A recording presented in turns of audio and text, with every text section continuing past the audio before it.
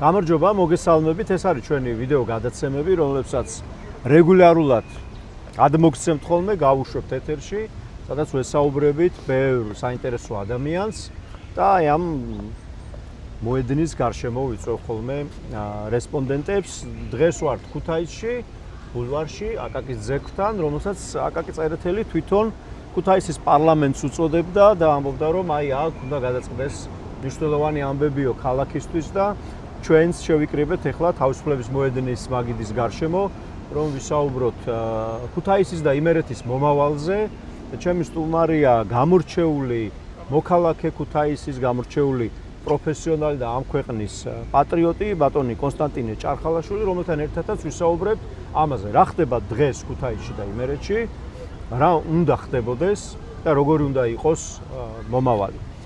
ბატონო კონსტანტინე, დიდი მადლობა, რომ მოიცალეთ აქ საუბრისთვის და რამდენიმე სიტყვით თქვენ შესახებ თუ გვეტყვით, იმიტომ რომ მე ვიცი, რომ ძალიან დიდი და საინტერესო კარიერა გაქვთ და ბევრ ძალიან საპასუხისმგებლო საქმეს შეჭირდები ხართ და ბევრ საპასუხისმგებლო თანამდებობაზე გიმუშავიათ და აქედან რომ დავიწყოთ და მერე გავყვეთ მომავლისკენ. უღრმესი მადლობა მოწვევისათვის. ჩემი ქალაქი ქუთაისი არ არის უბრალოდ ძველი ქალაქი. თქვენ თავიდან ახსენეთ შესანიშნავი აკაკი წერეთლის სიტყვები, რომ ის ამბობდა, რომ ეს ადგილი ეს არის ქალაქი ქუთაისი და პარლამენტის შენობა. პარლამენტია, სადაც უნდა იხილებოდეს სახელმწიფოსათვის მეტად საჭირო საკითხები. ყავდა კიდე შესანიშნავი პიროვნება, რომელსაც ხშირად ვახსენებ, ეს არის პიპინია მიქელაძე. თავადი კაცი, რომელმაც ერთხელ თქვა, რომ ქუთაისშიო საშვით სპეციალური საშვით უნდა შემოუშვა. ხა ყველა შემოსაშვები არ არის. ეს იმას ნიშნავს, რომ მაშინაც იყო ეს პრობლემა. მას ყავდა მეგობრები საზოგადოების ყველა ფენაში. ერთ-ერთი მათგანი, ეხლა შეიძლება არ მინდა ავწდე საუბარს, იყო დანიელა ურია, კაცი, რომელიც მღეროდა შესანიშნავად. მეგობრობდნენ ისინი ერთმანეთის გარეშე, ყურს არ გატეხავდნენ. ზოგადად ქალაქი ცხოვრობდა მომავლის იმედით. შემდეგ იყო უკვე საბჭოთა პერიოდი. მე მინდა აქედან დავიწყოთ ჩემი საუბარი, იმიტომ რომ საბჭოთა კავშირის დროს ქუთაისი გახდა სამრეწველო ქალაქი. წარმოგიდგენიათ ახლა ქიმიური მრეწველობიდან დაწყებული მანქანათმშენებლობით დამთავრებული ყველა დარგი იყო კულტივირებული ქუთაისში. მე ამას ხშირად ვახსენებ. ეს არ იყო უბრალოდ წარმოება, რომელიც მუშაობდა. ამ წარმოებასთან ახლდა საგანმანათლებლო სისტემაც, იმიტომ რომ იყო პროფტექნიკური სასწავლებლები, ტექნიკური სასწავლებლები, პოლიტექნიკური ინსტიტუტი, საინჟინრო კორპუსი, აქედან მარაგდებოდა ქალაქი. ქალაქი ცხოვრობდა, მაშინ ჩვენ ძალიან უკმაყოფილოები ვიყავით, რომ ქუთაისი არ არის ის, რაც უნდა იყოს. არც მაშინ. ეხლა, როცა აქედან უყურებთ უკვე, ხედავთ, რომ მაშინ იყო ქუთაისი, ეხლა ქუთაისი აღარ არის. მე ამ სიტყვების თქმა ძალიან მიჭირს, მაგრამ ფაქტია, რომ ეს ქუთაისი აღარ. გადაემართა, რა მოხდა ქუთაისში, აი ბოლო რამდენიმე შეიძლება ითქვას რამდენიმე 10 წლის განმავლობაში მოხდა ის, რაც არ უნდა მომხდარიყო. არ გამოჩნდა კაცი არც ცენტრალურ თავრობაში იქა, არც ადგილოზე, რომელიც იტყოდა, რომ არ შეიძლება ასე ერთი ხელის მოსმით ყველა ამ წარმოების განულება, ამ სიტყვის სრული მნიშვნელობით. ფაქტიურად რაც წარმოებები იყო, ყველა ჩახდანადგარი კაპიკებად გავიდა თურქეთში. ჯართად. მე არ ვიცი ახლა ვინც ამ საქმეში იყო ჩართული, ისინი რას გრძნობენ, მე მეჭვება, რომ იმათ რაიმე სინდისის ქეჯნა კონდეს რომელიმეს. მაგრამ ფაქტია, რომ ქალაქმა დაკარგა ის ფუნქცია, რომელიც მას ჰქონდა საბჭოთა კავშირის დროს. თქვენ წარმოგიდგენიათ, მილიარდი იყო ბოლოს ქუთაისის ბრუნვა. მილიარდი მანეთი.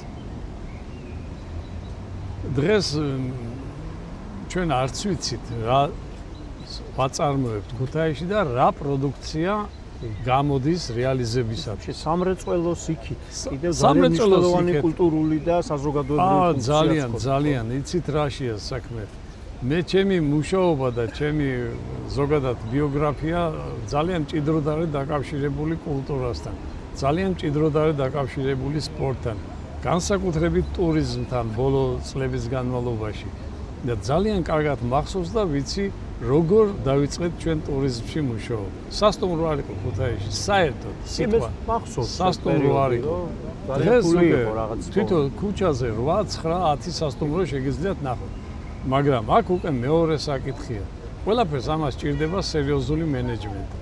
აი, როდესაც საქმე მიედგება მენეჯმენტზე, აქ უკვე ძალიან ფრთხილი საუბარი მაქვს, იმიტომ რომ ფაქტიურად მენეჯმენტი არ არსებობს. აი, ეს აქ უკვე დგება საქმე, ესე იგი, უბრალოდ დღის წესრიგში დგება, რასაც ჩვენ იდენტობას ვეძახით. აი, ძალიან მნიშვნელოვანი საკითხია. ეს არის ისეთი მტკივნეული საკითხი, რომელსაც ჯერჯერობით მე ვერ მოუნახე პასუხი. რა მაქვს ხედველობაში? დღეს რო ჩამოდის სტუმარი, ის ყიდულობს პროდუქტს. და ის ამბობს, რომ აი ეს ქუთაისშია გაკეთებული. აი ეს ღვინო ქუთაისში ჩამოესხა. ეს კონსერვი იქნება, ეს პროდუქტი იქნება ზოგადად თუ რა, ის უკვე ის პარალელს ავლებს უკვე ქალაქთან. ქალაქის როლი. რამდენად არის ქალაქი იმისათვის, რომ მიიღოს სტუმარი, რამდენად სტუმართმოყვარია ქალაქი. სტუმართმოყვარეობა ჩემებს ესმით როგორც სუფრასთან რო დავპატიჟებთ კაცს და მოულხენთ და უხარია რა თქმა უნდა ადამიანს, როცა ის რაღაც ტრადიციასთან შეხებაში მოდის. მაგრამ იდენტობა და სტუმართმოყვარეობა გაცილებით მეტია ვიდრე სუფრაზე განცდილი სიამოვნება. მე ზუსტად ესმინდა რომ ქალაქმა დაიბრუნოს ფუნქცია, როდესაც ის იყო დასავლეთ საქართველოს თუ არა იმერეთის ადმინისტრაციული ცენტრი, სადაც მუშაობდა კვების მრეწველობა. დავიწყოთ თუ გნებათ კვების მრეწველობით. სადაც საკონსერვო მუშაობდა საკმაოდ დიდი წარმოება. სადაც ღვინის გადამამუშავებელი, ყურძნის გადამამუშავებელი ქარხნები მუშაობდნენ, კონიაკი ისხმებოდა შესანიშნავი.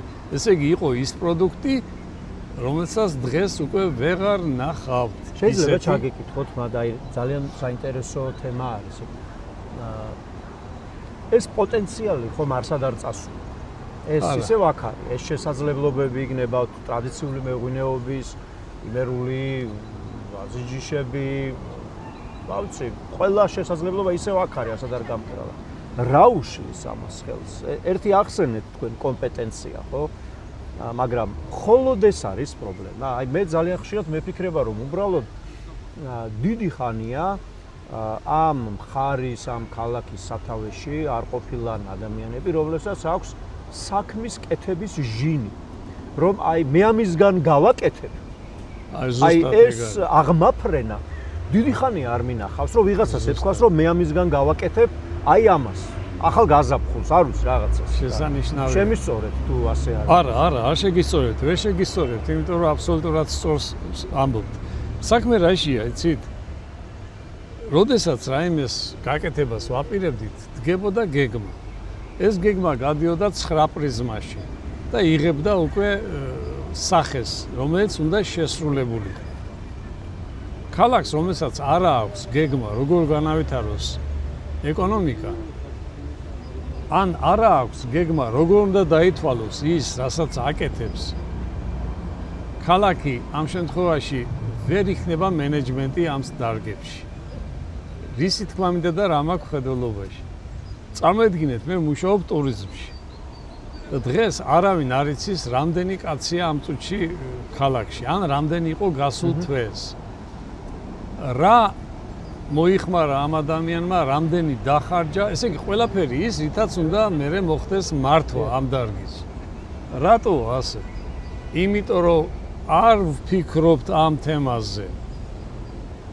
მაშინ ვიყავი მარტო, მუშაობდი ტურიზმში. წარმოიდგინეთ, ახლა ტურიზმს ვაკეთებს ერთი კაცი, ამას დიდი სისულელე მეორეს ვერ გაიგონებთ. და რო არ მქონდა ციფრი, ვეკითხებოდი, უვრეკავდი ყველას, იმიტომ რომ სასტუმრო რაც კი გაიხსნა ქუთაისში, ჩემს ხელში გაიხსნა. და ისინი უბრალოდ პატივს მცემდნენ და მაძლევდნენ ციფრებს. დღეს უკვე სადღაც 5000-ზე მეტი საწოლი არის ქუთაისში. დიდი დარგია. არის. მაგრამ რა მდგომარეობა აქვს ამ სასტუმროს არავინ იცის. ჩვენ არ ვიცით დაგეგმვა და თუ დავგეგმეთ, როგორ უნდა ვაკონტროლოთ ამ გეგმის შესრულება, ეს აღარ ვიცი. ელემენტარული მართვის ეხლა რანაირად ეხლა ქალაქის მერია რომელიც ფაქტიურად ჩვენ მეტი ორგანო ქალაქში არ აქვს, რომელმაც უნდა აკეთოს ეს, საქმის კურსში არ არის. ვაჭრობა რამდენი პროცენტით და რა გეგმა და როგორ სრულდება და საერთოდ რას ნიშნავს ვაჭრობიდან მიღებული შემოსავალი. იმ ცინე მანუფაქტურიდან, რომელიც ქალაქში არის, სხვადასხვა გადამამუშავებელი პროდუქტების თვალსაზრისით, რამდენს ვაჭრობს, როგორი შემოსავალი აქვს, რატო აქვს ეს შემოსავალი, ვიღაცა ანალიზს ხომ დააკეთებდეს. აი სანამ ეს არ იქნება ქალაქის მენეჯმენტზე ლაპარაკი არის ძალიან ზედმეტი. მე მახსოვს რომ რამდენიმე წლის წინ აქ დიდი მასშტაბური პრეზენტაცია გაიმართა, თორსტები სადღაც 200,000 ლარი დაიხარჯა მხოლოდ ამ პრეზენტაციის მოწყობაზე, როგორ გადაიქცევა ქუთაისი ელექტრომობილების ქალაქად. და რა ეს იყო რამდენიმე წლის წინ, ხო, რაღაც უშველებელი პრეზენტაცია მახსოვს ამაზე. თანაც არაერთხელ. არაერთი, ხო, ანუ ცირკად გადაიქცა რაღაც სახელმწიფო მმართველობა ამ ბოლო დროს. მე ესეთ შტაბში ეს მოქალაქეების შეურაცხყოფაც არის, რომ ასეთი რამე დიდი შეურაცხყოფა. ესეთი რაღაც წარმოდგენა გააკეთო და მე არაფერი რა, უბრალოდ მე წახვიდე სახლში კიდევ უფრო გამდიდრებული. იცით ერთი რაღაცა ეხლა რაც მინდოდა და ვფიქრობდი რომ ამას აუცილებლად წამოვწევდი წინ. არის რა ქალაქმა რო არ იცის ეს ციფრები. დღეს ყველაფერი არის ცენტრალიზებული. თუ გინდა რაიმე ციფრი გაიგო შენ ქუჩაზე რა, ვინ ვაჭრობს ამდე, უნდა თბილისში ეკითხო და სახსტანდარტია და ეს არის რა ქვიან ციფრი, ყველა ციფრი აბსოლუტურად ბანკიდან მოწყებული, ყველაფერი იყრის თავს თბილისში. ფაქტიურად ქუთაისს არანაირი ციფრი არ გააჩნია საკუთარი. თუ ასე დარეკავდა იქნებ მითხრა და შეეხვერწო მეგობრულად. ხო შეუძლია მას არ მოგცეს ეს მისია. ხო ამის გარეშე მართლობა წარმოუდგენელია.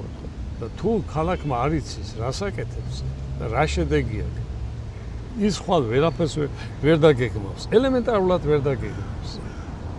ამიტომ მე მგონია რომ ჩვენი შემდგომი ცხოვრების შემდგომი ნაბიჯები უნდა იყოს ის რომ ქალაქმა თუ ეხა რიგითი მოქალაქე ამას ვერ აიღებს ამ ციფრებს, ქალაქმა იცოდეს რა ხდება მის ტერიტორიაზე. ხუთ მინ მონაცემების გარეშე მონაცემების გარეშე რაიმეზე საუბარი, რაიმეზე აზროვნება, რაიმეზე ოცნება წარმოუდგენელი. მე მაგალითად ერთი რამე ვფიქრობ. კი ბატონო. დამთავრდება ეს ყველაფერი. თანაც დამთავრდება ძალიან მალე. იქ ადამიანები მოვლენ, ვინაც იცის სახელმწიფო სამსახური რა არის. კაცი, რომელსაც არ უმუშავია არასოდეს სახელმწიფო სამსახურში და ის მომევლინება მე როგორც მესია, კი ბატონო. ეს იდიოტობა უნდა დამთავრდეს. ჩვენს გაკვეთილი უნდა ვისწავლოთ. ქალაქმა უნდა იცოდეს ვინ არის ქალაქის მერი. გაუკეთებია, რას აპირებს. რა გაუკეთებია, რას აპირებს, რა უნდა. რატო? იმიტომ კი არა რომ მე მითხრას ეს, იმიტომ რომ მოსახლეობამ უნდა იცოდეს ხვალ რა არის პრიორიტეტი ქალაქის ცხოვრებაში. და არა მარტო ქალაქის, მთლიანად რეგიონის ცხოვრებაში. დღეს ისეთი დიდარი რესურსებით რეგიონი როგორც იმერეთია არ იცის საწაიღოს საკუთარი პროდუქტი. ხილი საწაიღო. ხო, ეხლა მე რო ვიტყვი ხილი, ახლა მან ხილზე დაიწყო საუბარი, ხილი რა მოსატანი? მოსატანია. როგორ არა, რა თქმა უნდა. იმიტომ პება ეს ყველაფერი. და მე კიდევ ეძებ ჯემი მინდა იმერული ხილისგან გაკეთებული. კი ბატონო. წვენი მინდა იმერული ხილისგან გაკეთებული. და მინდა რომ ეს იყოს ხარისხიანი, რომ მოვიწონო თავი, რომ აი ეს არის ქუთაისში დამზადებული წვენი. არის, არ არის. მე დღეს უყურებ მაღაზიებში რუსეთიდან შემოტანილ კი ბატონო, რუსეთი 1000 უბედურებას. თურქეთი, საიდანაც კი გინდა. ბატონო. ოღონდ ჩემი ქართული არ ჩანს. არ ჩანს. ძალიან ცოტა გარდაბნიდან შემოდის კიტრის პიკული. აქაურს მე ვერ ვხედავ. ეხლა რატო? ისიც კი აი ბატონო, მომავალზეც მინდა რომ ვკითხო. აი, ზუსტად. როგორ წარმოვიდგინოთ რომ თქვენ ხელთ არის ყველა შესაძლებლობა, რომელიც შეიძლება სახელმწიფო მართლობაში იყოს. როგორია თქვენი საოცნებო მომავლის ქუთაისი? მადლობა დიდი. ჩემთვის ქუთაისის საოცნებო ის რაც არის, ეს არის ქალაქი, რომელსაც თავისი გააჩნია ყველაფერი. რა მაქვს ხედელობაში, ეს რო ამბობ, ყველაფერი თავისი. ადამიანები არ გარბიან სხვაგან სამუშაოს საძებნად. დიახ. სოფელს არ ტოვებს ადამიანი, იმიტომ რომ იცის, რომ ის გაცილებით მეც იშოვის. აქ კოოპერაციაში ქუთაისთან ვიდრე მარტო სოფელი. მე მინდა ქუთაისი, სადაც თავს მოიყრის ყველა ის მადლი, სიმდიდრე, რაც რეგიონს გააჩნია. და ის იქნება საგანმანათლებლო ცენტრი. მაშინ ვამბობდი, დღეს ფიზიკის კათედრა აღარ დარჩა. ქალაქში, რომელსაც აქვს მაღალ ტექნოლოგიური მეცნიერების განვითარების პრეტენზია. მათემატიკა აღარ დარჩა. უცხო პლანეტელებთან ლაპარაკის ფაკულტეტი, პოლიტექნიკური ინსტიტუტი, რომელიც იყო ჩვენი საინჟინრო ინტელიგენციის საფუძველი, რომელიც ამარაგებდა ყველა წარმოება დაწესებულებებს. ეხლა ვინმე იტყვის, რომ ამას ისევ ის მრეწველობა მოენატრა. ბატონებო, მრეწველობას ქმნის ადამიანი და არა სახელმწიფო გეგმა. ამიტომ ჯერ სახელმწიფომ უნდა იცოდეს, რა მრეწველობა უნდა წავიდეს.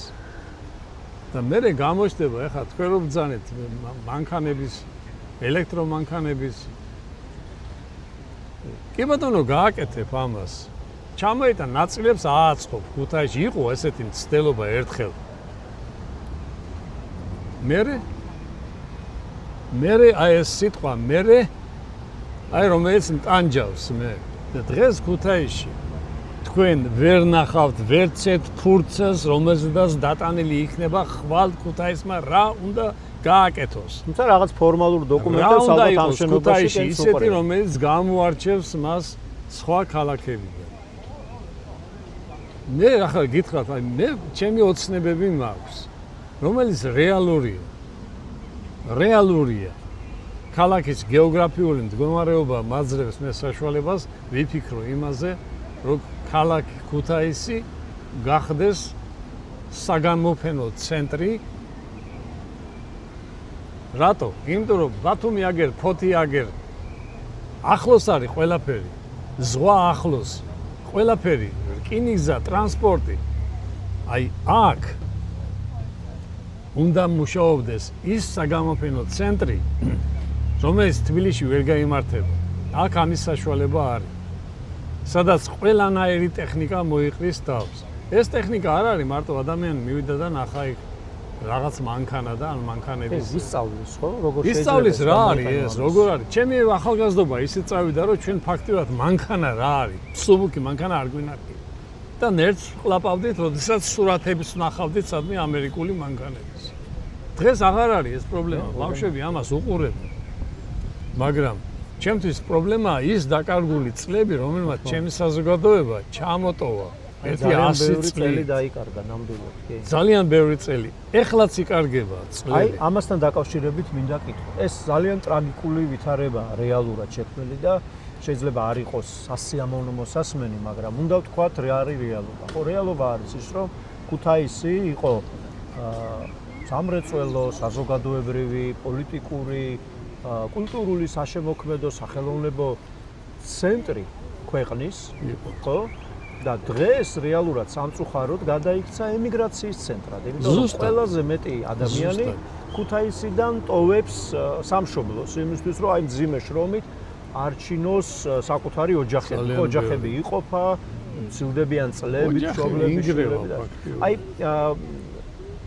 ერთი შეკითხვა რაც მინდა დაგისვათ არის ის რომ ჩვენ აქ ვართ იმისთვის ჩამოსულნი რომ არა მხოლოდ იმიტომ რომ ჩვენ ვილაპარაკოთ ბევრი და ჩვენ გვაქვს რა თქმა უნდა ჩვენი შეხედულებები, პოზიციები ყველა საკითხზე მათ შორის ქუთაისის მომავალზე, იმერეთზე, სახელმწიფო მმართველობაზე და უამრავ სხვაზე, მიგრაციაზე მათ შორის, მაგრამ აი ახლა უნდა გკითხოთ რჩევა როგორც პოლიტიკურ პარტიას, რომელიც ახლახანს ჩამოყალიბდა და ძლიერდებით მოგზაურობთ, ახლა იმერეთში ვართ, მთელი იმერეთი უნდა მოვიაროთ, მე სხვაგან წავალთ და მთელი ქვეყანა გვინდა შემოვიაროთ და ადამიანებთან მივიტანოთ ჩვენი მოსაზრება, გავაცნოთ ჩვენი შეხედულებები, ჩვენი ლიდერები და ჩავაბათ საერთო ფერხულში.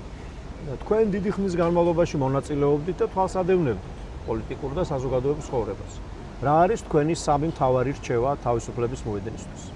უმეტესი მადლობა.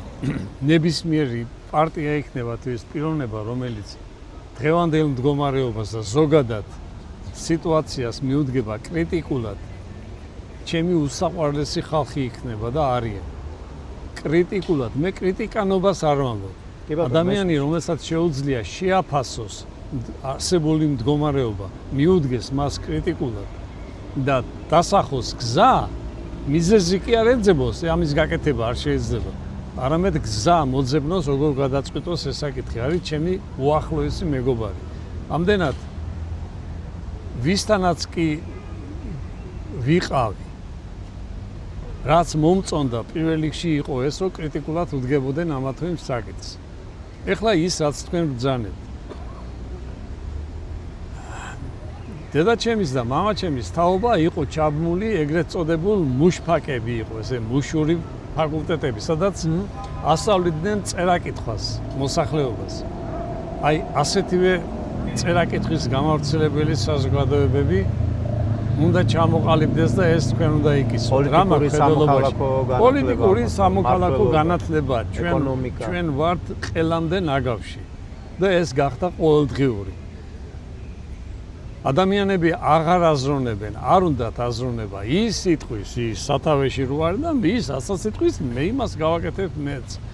სანამ ესეთი დამოკიდებულება სახელმწიფო ვერ აშენდება უბრალოდ. კი ბატონო. ელემენტარულად ვერაფერს ვერ გააკეთებ. კურს ვერ გამოაცხობ. ეს იმას ნიშნავს, რომ ეს არის უკვე სისტემა, რომელმაც უნდა იმუშაოს მოსახლეობასთან. კი ბატონო. და უბრალოდ კი არ ელაპარაკოს, არამედ ჩააბას ეს ხალხი ამ საკითხების გადაწყვეტაში. მაგი არ გამოვა, ძალიან კარგად გამოვა. თუ მოინდომებ, ყველაფერი გამოვა. მეორე საკითხი, რომელიც ძალიან მაწუხებს, ეს არის დაგეგმვა. რა გვინდა? მე რასაც ვლაპარაკობ, ეს ჩემი ემოციაა. დიახ. მაგრამ როდესაც პოლიტიკური პარტია გეგმავს, ეს ცალკე სასაუბრო თემაა. უნდა დაგეგმო ისე, რომ ჩემი და თქვენი საკეთებელი კი არ იყოს მარტო ან ერთი პატარა ჯგუფის, არა, საზოგადოება უნდა იქნეს ჩართული ამაში. ამაში უნდა მოხდეს, ამ საქმეში უნდა მოხდეს ყველა ინსტიტუტის, მათ შორის საბანკო სისტემების აბსოლუტური რადიკალურად ცვლილება. როდესაც ადამიანი გამოიტანს სესხს რაღაც პროექტისათვის, იმტოში კი არ ჩართოს მრიცხველი და კაც ფული არ აქვს, ჯერ გამოტანილი დახარჯული და უკვე პროცენტი არის შესატანი. ნახოთ აგერ ჩვენ სამეზობლოში, თურქეთში როგორ არის საბანკო სისტემა. იმის და მიხედვით როგორია სესხი და რისისთვის არის ეს სესხი, იმის და მიხედვით განსაზღვრავენ, როდის უნდა შეიტანონ ამ ხალხმა როგორც პროცენტი აუცილებლად ასევე მთავარი. და მესამე ეს არის გრძელვადიანი სტრატეგია.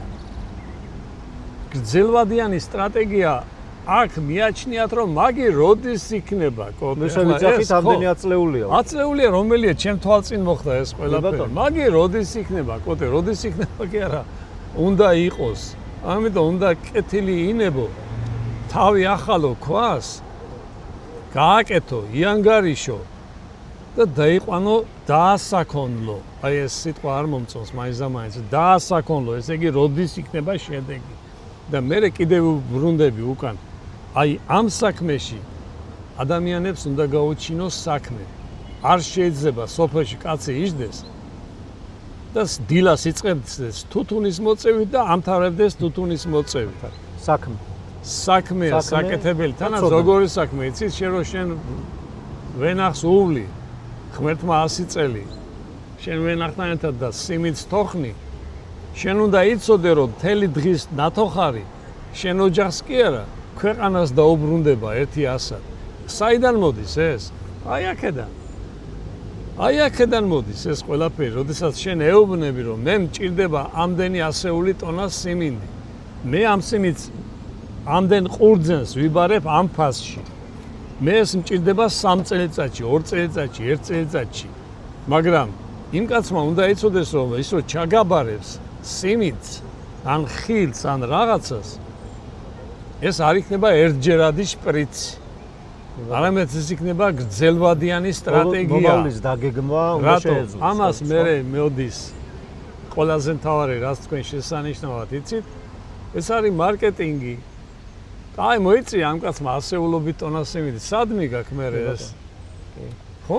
ანუ ადგილობრივი ბაზარი. ესე იგი, ეს არის საზოგადოების ჩართვა აუცილებლად პირველი. პოლიტიკურ საქმეში. მეორე ეს არის კრიტიკული დამოკიდებულება. აუცილებლად. საკითხების საგნების მიმართ და გრძელვადიანი სტრატეგიების აუცილებლად. ძალიან დიდი მადლობა ბატონო კონსტანტინე, ძალიან ვაფასებთ რომ დაგვითხეთ რომ და მესტუმრეთ ჩვენ მოედანზე. დიდი მადლობა. ჩვენ ვართ ქუთაისში, ეს იყო ბურთი და მოედანი. მადლობთ.